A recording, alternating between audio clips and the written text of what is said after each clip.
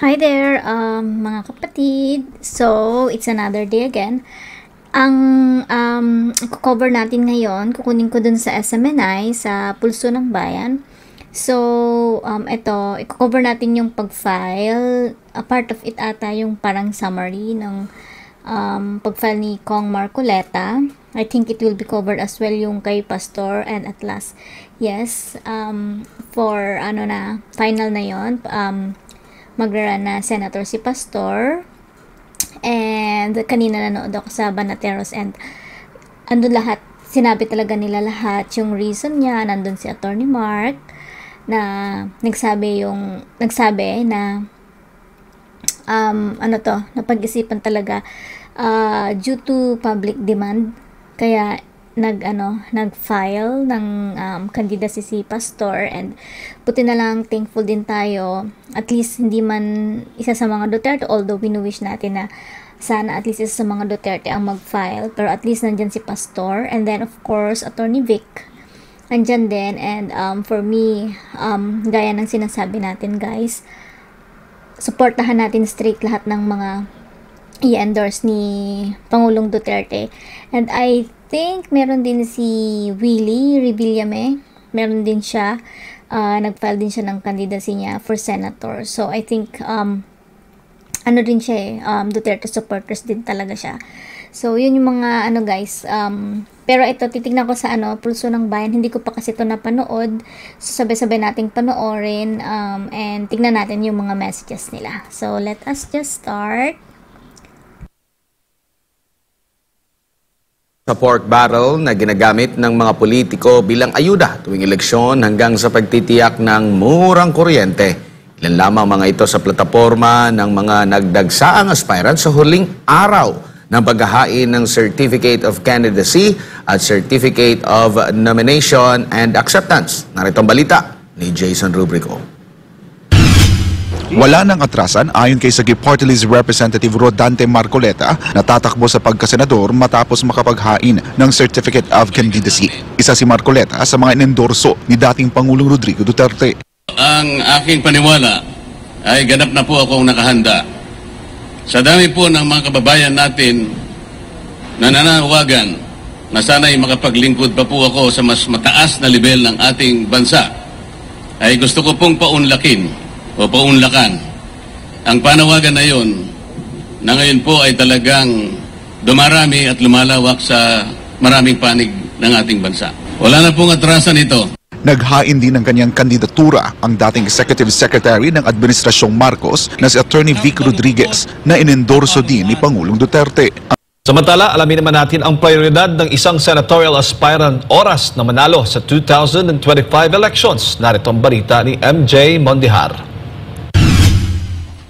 Kumpirmado na ang pagtakbo ni Sagip Representative Rodante Marcoleta sa pagkasenador sa 2025 midterm elections. Ang desisyong tumakbo ng veteranong trial lawyer at mambabatas ay naugat sa matinding panawagan ng taong bayan na ito'y lumipat sa mataas na kapulungan ng Kongreso. Ngunit ano nga ba ang prioridad nito sakaling palari na maging senador? Sa House of Representatives, napakarami po ng mga batas na pwede kong isa-isahin sa inyo. Ngunit nagkaroon po ng problema kung ang pag-uusapan ay yung pagpapatupad ng mga ito. Halimbawa ni Marcoleta ay ang hindi maayos sa pagpapatupad sa EPIRA Law o ang Electric Power Industry Reform Act of 2001. Layo ng batas na ito ay mapababa ang singil sa kuryente.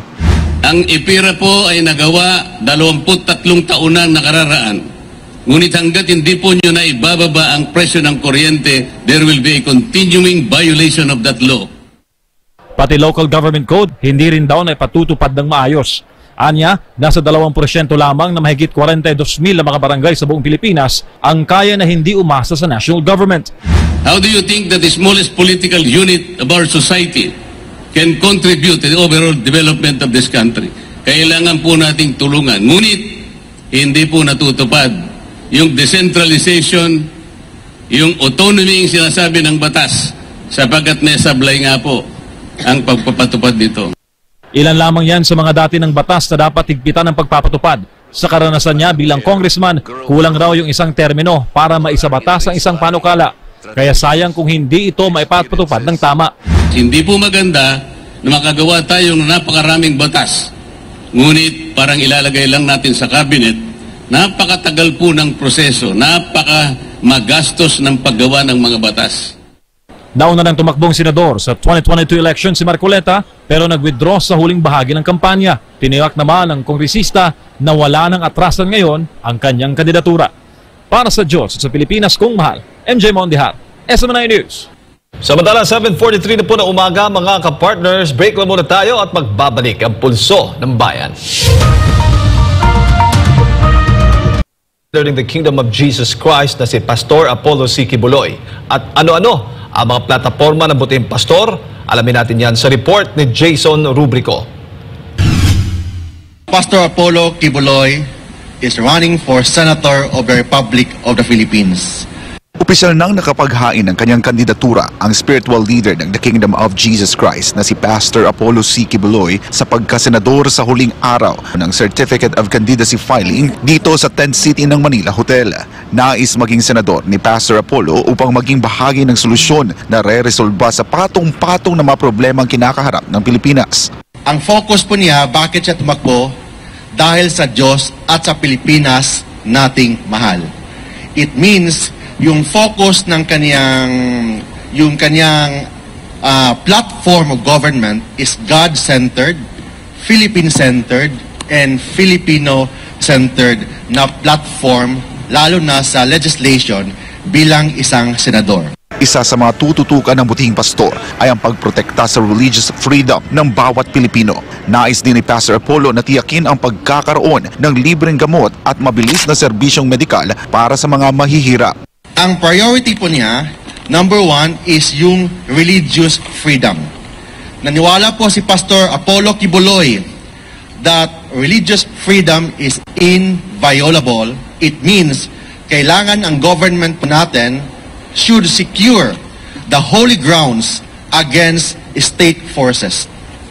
Second, kailangan protektahan ang mga mahihirap, mga poor, particularly sa health, free medicine, fast medical services.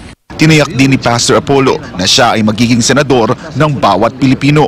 Pastor Kibuloy will be the senator sa mga mahihirap, senator sa mga ordinaryong mga Pilipino, senador sa mga manggagawa. Madaling lapitan, willing makinig sa lahat ng problema ng taong bayan. Tututukan din ng Butihing Pastor ang pagkakaroon ng dekalidad na edukasyon na magiging accessible sa maraming Pilipino. Higit sa lahat, paiigtingin ni Pastor Apollo ang kampanya niyang Zero Corruption na matagumpay niya nang nagawa sa The Kingdom of Jesus Christ. Zero corruption. Tama. Makita naman natin, exhibit number 1 is the KOJC. Kung ano po yung ginawa ni Pastor Kibuloy sa KOJC, yung kingdom, yung sa Tamayong, and sa lahat sa buong mundo, yun ang gagawin po niya sa buong Pilipinas bilang isang senador. Para sa Diyos at sa Pilipinas kumahal, ako si Jason Rubrico, SMNI News. At sa mga oras po ito, makakasama po natin sa linya po sa ating komunikasyon via Zoom si Ginoong Jay Sonza, isa pong veteranong broadcaster. Sir Jay, good morning! Good morning, Jade. Magandang umaga sa iyo, Edmar, at sa lahat po ng mga nakasubaybay sa SMNI. Ano bang reaksyon mo? Ano bang naging masasabi mo na ngayon ay tatakbong senador ating Butihing Pastor, Pastor Apollo C. Kibuloy? Unang-una, nagpapasalamat tayo kay Pastor for acceding sa panawagan, no? At panambitan ng from my end, no, about 45,000 people na nagpadala ng mensahe sa kanya over the last 3 weeks na humihiling sa kanya na pumalaot sa practical politics upang magkaroon ng sanity, may balik ang sanity at katinuan sa Philippine Senate. Mula kina Ninita Tapia ng Batangas hanggang sa mga tawag ni na Mila de la Cruz ng Malabon at Pangasinan at iba pa na mga OFWs na patuloy na nagpapadala ng mensahe, at ito naman ay nare-relay natin kay Attorney Mark Tolentino over the last 3 weeks, Jade. Po, yung mga kasamahan, mga kaibigan po ninyo nung narinig po nila itong balita na tatakbo si Pastor. Dahil po nga may mga nagbe-message nga sa atin, at tatakbo pala si Pastor. Na-surprise sila. Nagulat din ba, Sir Jay? Hindi sila nagulat kasi ang katotohanan yan, sabi ko nga, 3 linggo na sa lahat ng mga post na inilalagay natin sa social media ay every time na nakikita nila yung litrato tsaka mga issue na talakayan, no, including the case, ay sinasabi nila sana tumakbo si Pastor, ano, at iba pang mga matitinong Pilipino katulad nila Attorney Bondok, no, para magkaroon ng kaayusan sa Senado na hindi na nagmumukha ng parang teatro nitong mga nakalipas na 2.5 taon na Jade. Opo, at ano naman po ang inaasahan ninyo? Paano kaya mababago ng Buting Pastor ang Philippine politics, lalo na sa mundo ng politika nga dito sa ating bansa? Well, unang-una, magkakaroon ng spiritual sanity, no? Diyan sa Senado. Siguro, unang-una, wala ka naman talagang may sasabing mapupuna, no? Sapagkat pag sinabi mong ang lang kasi ang impresyon ng tao, lalo na itong mga nagdaang ilang linggo na puro mapaghahanap buhay, pagkakaperahan at kung ano-ano pang nakikita natin, sa karanasan naman ng Pilipino, lalong-lalo na ng mga hindi lang ng mga miyembro ng Kingdom of Jesus Christ, kundi pati yung mga observers, no? Nakikita nila kung gaano ka tino yung pamamalakad dyan, ano? Dahil nga maraming nagsasabi pa, bakit sila dyan sa, ang ganda-ganda ng takbo ng buhay nila dyan, pati mga simbahan nila, pati mga Glory Mountain, ang kagaganda, pati yung mga nakakapagpatayo sila ng gym, nagkakaroon ng mga aeroplano, ng helicopter. Isa lang naman ang palatandaan niya na yung lahat ng nalilikom na pondo ng organisasyon nila, Pastor, ay napupunta talagang inilalapat, no? Pangalawa, yung disiplina, no?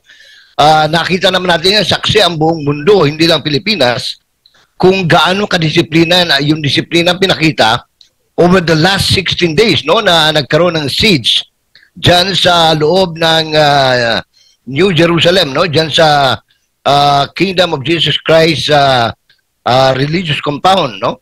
Wala kang makitang anong tawag nito na mapupuna mo o masasabi mo na hindi ka nais-nais na disiplina ng mga miyembro. So, what we are saying here is, kung yan, pwede naman palang gawin on a community, it is not difficult to do it on a national perspective.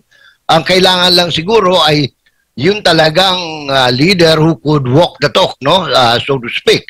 At si Pastor Kibuloy exemplify that leadership, no? Ngayon, narinig ko doon sa mga pahayag ni Attorney Tolentino habang ina-explain niya yung legislative agenda ni Pastor Kibuloy na priority lalong-lalo na yung health concerns. Alam naman natin sa Pilipinas, naku po, Panginoon, kung talagang baka hindi ka malang makakita ng doktor. So, ito, ang kagandahan yan, kung magiging senador si Mr. Kibuloy, si Pastor Kibuloy, ay magkakaroon na ng kabagang si Senator Bongo, who is now the chairman of the Health Committee, para maisulong yung mga panukalang batas to address this particular concern, no, yung concern sa kalusugan ng mamamayang Pilipino, Jade and Admar. Opo, at yung mga ibang dito, mga kababayan natin, nagtatanong, paano ba ikakampanya ni Pastor ang kanyang sarili? Naitanong din yan doon kay Attorney Mark Tolentino, yung mismong yung mga kababayan, taong bayan mismo ang magkakampanya. Dahil nga po, nagpapuso tayo dito, Sir Jay, alam mo, ang nangyari, halos lahat, talagang nagpahayag ng pagsuporta dito kay Pastor Apollo C. Kibuloy. Pero sa tingin mo, Sir Jay, ano yung pinaka-dahilan na nakumbinsi si Pastor na tumakbo sa pagkasenador sa susunod na eleksyon? Dahil sa maraming mga panahon, talagang may mga nababalita tayo, kinukumbinsi siya na tumakbo sa mga ganitong posisyon. Pero bakit ngayon ay nakumbinsi si Pastor Apollo C. Quiboloy na tumakbo sa susunod na eleksyon? Alam mo, ako, naniniwala ako God works in many ways, no? Marahil talagang iniiwasan niya yan dahil, yun nga, ang ang pagkakaintindi ko, talagang matindi yung respeto niya dun sa separation of church and state, Na, sige, may concern tayo sa secular, pero may concern na spiritual. And I think the good pastor, pagdating doon sa evangelism, doon sa evangelization, wala na question doon na nagtagumpay na siya at nagtatagumpay na yung mismo mga leader niya dyan sa KOJC. Ibig sabihin, tumimo yung pagpapalaganap ng mga salita ng Diyos, no? Lalo na ng Diyos Ama. At yan ay nakikita naman natin, no? Ngayon, siguro ang basa ko lang, siguro napagtanto ni Pastor Quiboloy after reading all this feedback from the people, no?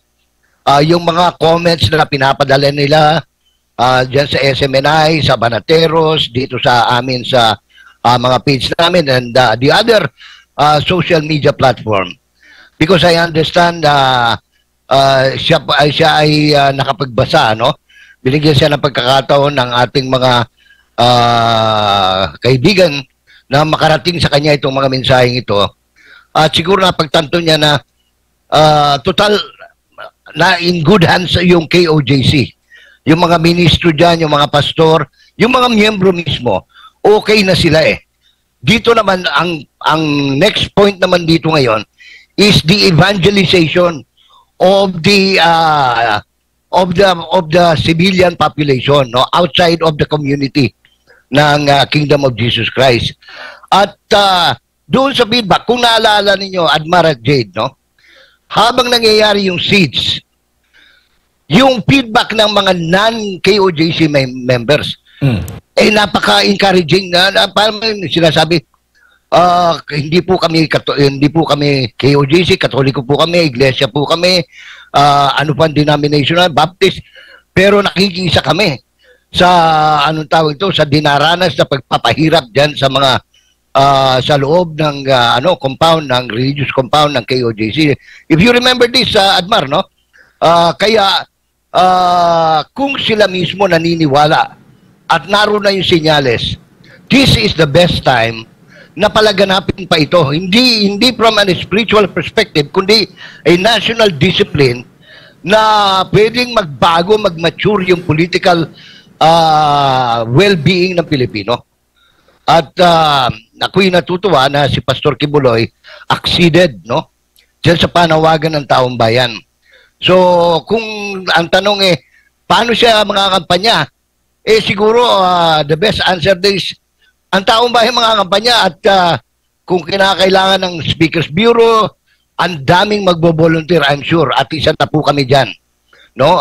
Kung kinakailangan na umikot tayo sa iba't ibang dako ng kapuluan, kung kinakailangan araw-araw tayong magsahimpapawid sa iba't ibang platform, whether mainstream media or new media, gagawin po, marami ang magbo-volunteer yan, I'm sure. No? In fact, on our end, kami, sa aming maliit na community, ay nihanda na namin, inaayos na namin yung mga YouTube channels namin, yung mga Rumble channel namin, yung mga X pages namin, yung mga Facebook pages.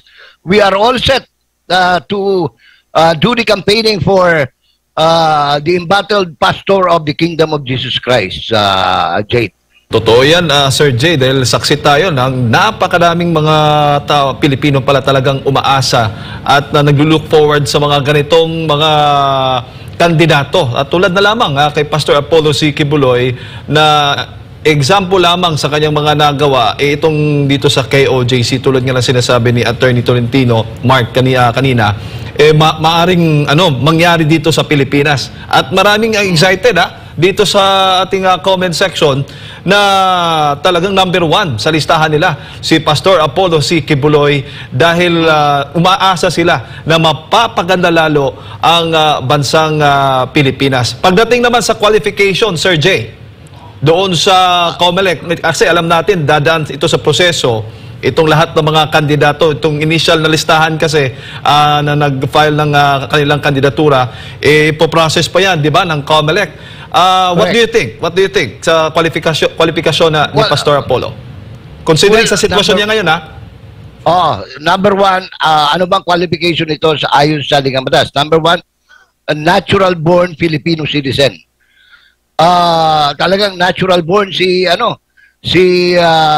Apollo ang tawag to, si Kibuloy. Carion.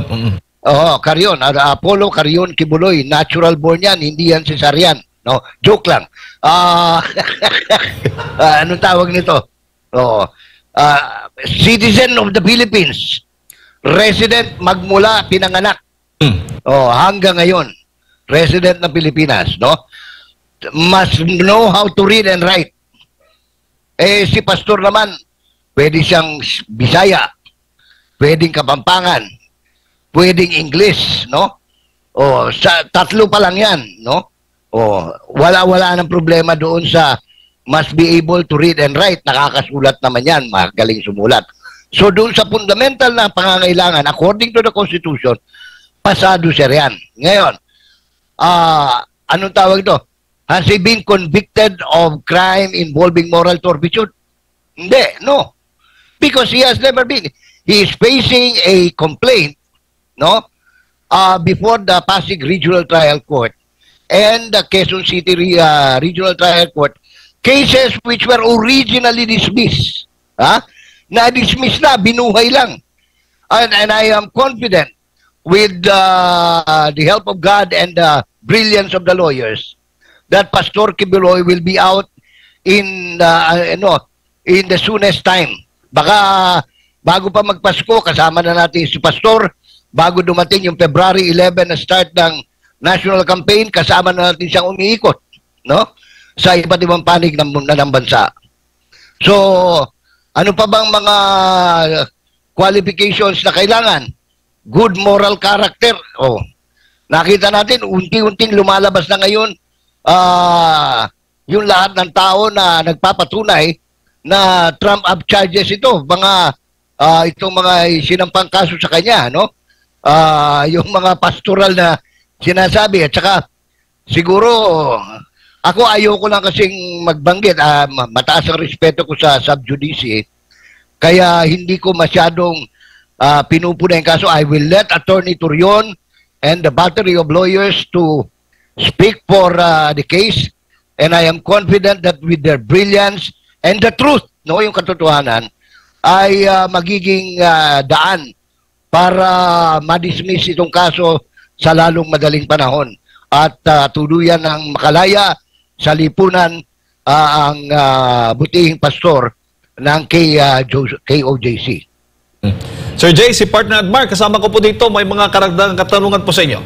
Oo, may buntag, Admar. May buntag, Sir Jay, dahil nandito nga sa Constitution, habang binabanggit mo yung mga qualification ng senador, sinasabi dito sa Article 6 ng 1987 Constitution Section 3, no person shall be senator unless natural-born citizen sa Pilipinas on the day of election, 35 years old, able ayun na hindi ko nabanggit yung edad. 35 years of age. Sobra na siya sa edad. Able to read and write, registered voter, resident of the Philippines for not less than 2 years immediately preceding. So, pasok na pasok at the same time. Lahat ng constitutional requirement, Admar, pasado yun siya ba? Oo, pati yung sinasabi, Sir Jay, na ano ba ang may pagmamalaki, ano ba ang nagawa na? Yun nga, nabanggit nga ni Attorney Mark Tolentino sa press corner, sa pagtatanong ng media. At ito nga ang KOJC. Dahil kung hindi ka magaling na manager, na magaling na leader, sabi nga ng police, meron ako kasi yung police na nakausap noong 16-day na siege. Meron daw siyang kakilala na mayroon ding sariling simbahan. At matagal na rin, sabi niya, ito makikita mo si pastor. Talagang bilib na bilib siya kay pastor dahil meron, nakikita ng mga miyembro niya, sabi niya ha, nakikita ng miyembro niya saan napupunta yung kanilang mga ibinibigay, nakikita mismo. Yung kakilala ko, parinti niya, kamag-anak niya, kurap daw yung mismong asawa, hanggang ngayon hindi pa nakapagpatayo ng sarili nilang struktura. Oo, ng simbahan na mismo. Sila nakikita nila ito at makikita mo yung sinasabi nga ni pastor na zero corruption. At ito yung resulta ng zero corruption na kailangan ng bansa natin. Isa pa, Admar, tingnan natin ang taong bayan. Hindi siya elected leader. Pero ang ganda tanong, ano bang magagawa niya? Hindi po ganoon ang tanong. Dapat ang tanong, ano ba nagawa na niya? Ang nagawa na po niya, isa siya sa pangunahing haligi kung bakit unti-unting namatay o naghinalo ang kilusang terorismo, komunismo sa Pilipinas. And he spent practically the best years of his life combating terrorism and rebellion, no, in the country. Gamit ang lahat ng kanyang lakas at pasilidad ay tayo saksi, no?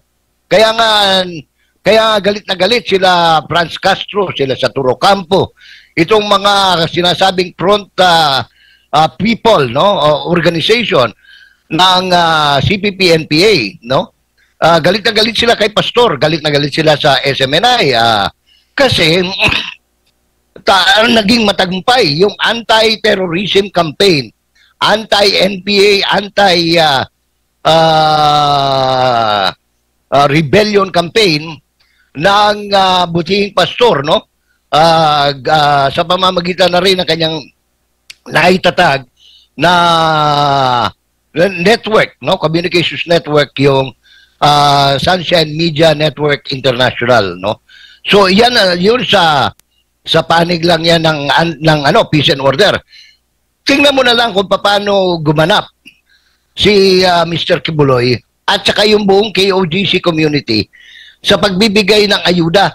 Ako nga ngayong araw nito ilalabas ko yung comparison ng pamimigay ng ayuda ng kasalukuyang administrasyon at saka yung pamimigay ng ayuda ng Kingdom community, ng Kingdom Nation, na pag bumitbit ng balde, dalawa, kumpleto na. Samantalang ito, puro sigaw lang na 5,000 pesos! Yay! Yay! Oh, yung mga ganun pa, no? Oh. Walang ganun si Pastor. Bukal sa kalooban at saka siksik, liglig at umaapaw kung magbigay ng ayuda sa mga naghihirap. Admar. Opo. Sir Jay, maiba lang ako. Dito naman tayo sa iba pang mga kakandidato. Nakita nyo po, lalo na rin dito sa national and sa local natin. Unahin muna natin itong national, no? 12 lang na mga senador ang pipiliin. Kamusta ang nakikita mo sa pambato ng administrasyon din? Though hindi talaga mayroong mga guest candidate kung may tuturing, meron din dito sa PG. Meron bang administration candidate? Kasi minsan hindi ko nakita may tinaas na kamay si presidente. Ha? Kaya sabi ko mukhang walang, because traditionally yung midterm election, kandidato ng presidente yan, ng administrasyon. But I have yet to see a single candidate na itinaas ang kamay ni Bongbong Marcos. Wala pa. Ikayo, may nakita na ba? Oh. Pero sa kabuuan po, Sir Jay, dito sa 12 na pag-aagawan ng mga kakandidato, magiging exciting ba ang karera? Yes. Kasi labanan ito ng ng salapi ng taong bayan na ginagastos ng administrasyon para manalo yung kandidato nila at yung gusto ng taong bayan na walang salapi. Kasi tingnan mo ako right now ay halo binubusisi natin lahat. Ang alam ko lang na may kandidato yung grupo ng PDP laban Meron silang mga ilan-ilang kandidato na pronounced talaga na kandidato ng PDP Laban. Yung Makabayan na block, meron din sina Franz Castro, convicted criminal pero tumatakbo, no? Oh, yan. Tapos, meron ding, pati nga yung Dilaw, hindi na nagsasabing Dilaw sila eh. Pero, makikita natin, meron pang miyembro ng Inodoro 8 na tumakbo, no? Sila Kiko Pangilinan, Bam Aquino, yan, sa ano yan eh. Kasama yan sa Inodoro eh, group, di ba? Ocho Derecho, di ba? Pagkatapos, yung iba hindi na tumakbong, anong tawag nito? Senador. Yung iba, tumakbong party list, no? Sila Chel Docno, yung mga ganon. Tapos, meron ding mga independent. Meron ding mga individual party members. May nationalista, may liberal, may kung ano-ano pang mga political parties. Exciting siya in a sense na, tingnan mo yun ha, ilan bang, tinitingnan ko eh, sa 70 pa lang yun ha, hindi pa kasama sila yung grupo nila Pastor kahapon, yung naunang 70 na nag-file. Tinitingnan ko yung kung bakit ko sinasabing colorful and exciting. Kasi doon sa unang 70, dalawa na yung convicted criminal na tumatakbo. Isa yung merong final conviction, si Erwin Tulfo, at saka si, ano pangalan nito? Si Francesca Castro, na criminally convicted by the Regional Trial Court of Tagum, pero on appeal daw, no? Sa mataas na kapulungan, no? Sa Supreme Court. So, but they are already part of that system. Hindi ko alam kung madidisqualify ba sila o hindi. I do not know. I don't want to jump the gun on the Commission on Election kina George Garcia, no? Exciting dahil marami rin qualified na they are barely unknown. Mga accountants, magigiling na accountants, merong magaling na abogado, may magaling na broadcaster, iba-iba, no, ang komposisyon ng mga kandidato. Right now, sa tinitingnan ko lang, out of the more than 70, siguro meron na akong napipiling, bago yan, no? Gusto ko lang, ang isa pang magandang development, parang ang daming tumakbo na men of vision at saka men of probity. Yung bang matatag, no? Bukod sa matalino, matatag, magaling, medyo matino. Kala ko hindi matutuloy pero tumuloy pala si Mr. Marcoleta, no? Si Rodante Marcoleta. Tapos si ate, batang-bata, abogado, subok sa public service. Nakita ko rin nag-file si ang pangalan to, Ginny Bondok, no? Tapos meron pang meron mga re-electionists na worth considering din yung kanilang background, no? So, talagang mahaba yung ang kagandahan ng sistema ngayon, maaga tayong makakapanuri ng mga kandidato, no? We have all the time to study them, pag-aralan natin sila, itong mga gustong bumalik, ano bang nagawa nito? Gano'n na ba sila kayaman, no? Nagpakayaman ba sila o marami ba silang batas na nakabuti para sa tao o nakasira sa lipunan, no? Yung mga gano'n, Adbar.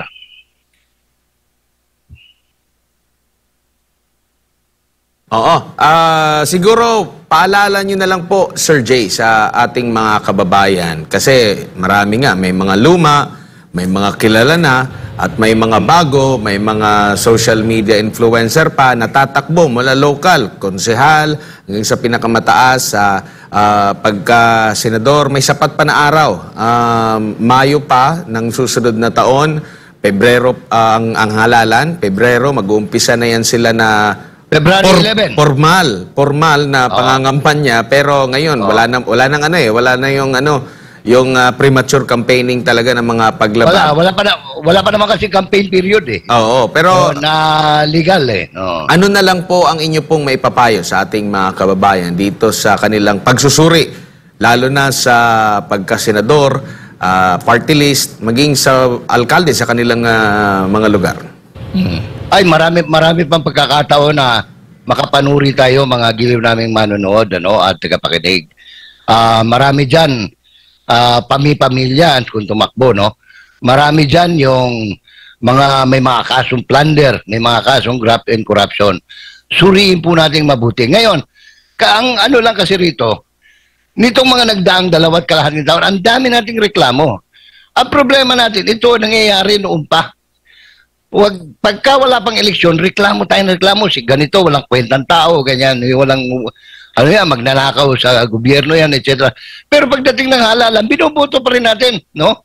Alam natin, yung iba dyan, lumupo na senador ng 18 taon, pero wala naman nagawa, kahit, puro checking attendance lang. Pero dahil sikat, binoboto natin. Kaya in effect, tayo rin ang may kasalanan kung bakit nagkakaroon itong ating lipunan. Ngayon, kung ayaw na ho nating maulit yan, ito ang pagkakataon natin.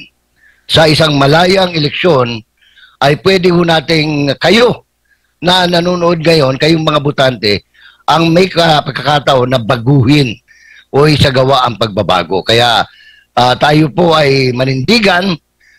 Alam natin, mahirap ang buhay. Ang dali-dali tumanggap ng 1,000, 1,500, 500 during elections.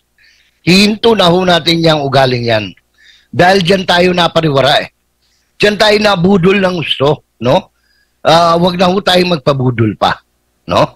Maraming salamat po. At kami ang gagawin natin, araw-araw ipapaalala natin yan, Jade, Admar, sa pamamagitan ng SMNI, sa pamamagitan ng ating mga individual social media pages. Araw-arawin natin ang paalala sa ating mga kababayan. Bata pa yan, may edad, single man kayo o double o in a relationship, we will help you na manuri ng kandidato. Ayan. Sir Jay, maraming salamat po sa inyong oras. Ingat po. Mabuhay po kayo.